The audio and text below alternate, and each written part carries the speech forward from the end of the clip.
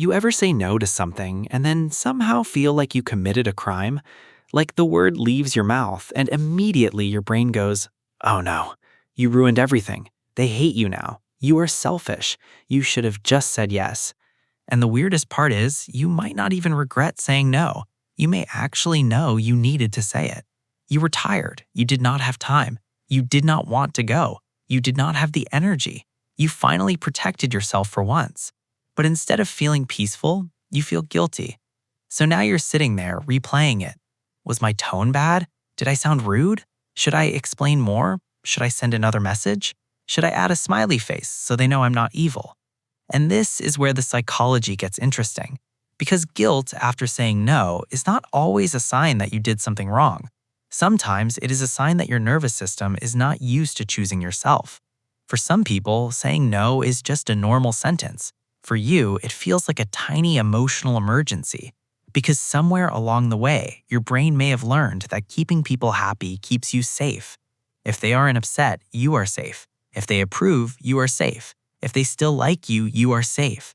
So when you say no, even politely, your body reacts like you created danger. Not because the situation is actually dangerous, but because disappointment feels dangerous to you. Someone being quiet after you say no. Someone replying with just, okay. Someone sounding slightly different. Someone not using an emoji like usual. Your brain sees that and goes, emergency, fix it, make them okay again. And that's how people-pleasing starts.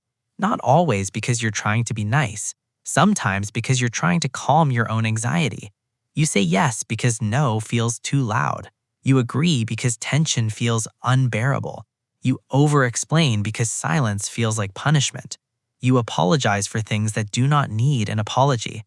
And after a while, people start expecting the version of you that always bends. The helper, the fixer, the agreeable one, the one who doesn't complain, the one who makes it easy. And when you stop playing that role, your brain panics because it thinks connection is at risk. But here's the thing. A healthy relationship can survive your no. A healthy person may be disappointed. They may need a second. They may not love the answer, but they don't make your no feel like betrayal. And if every no feels like it could destroy the relationship, then maybe the relationship was only safe when you were convenient. That's hard to admit, but it matters. Because love that requires you to abandon yourself isn't really safety. It's approval. And approval can disappear the second you stop performing. So if saying no makes you feel guilty, it doesn't mean you're bad. It may mean you're learning to stop confusing peace with people being pleased. It may mean your body is still catching up to the idea that you're allowed to have limits. It may mean you're finally meeting the part of you that has been tired of saying yes. And maybe the goal isn't to say no with zero guilt right away.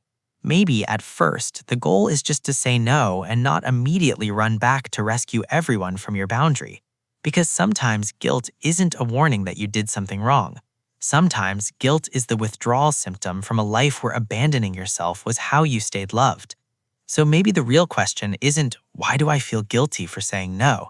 It's, who taught me that being good meant being endlessly available?